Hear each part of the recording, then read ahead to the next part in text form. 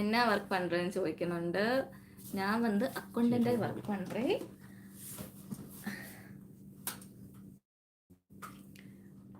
Melody പോയ നീ? വിനുചേട്ടൻ വന്നിരിക്കുന്നു. ഹലോ, നമസ്കാരം ഉണ്ട് എല്ലാവർക്കും. എല്ലാവർക്കും നമസ്കാരം.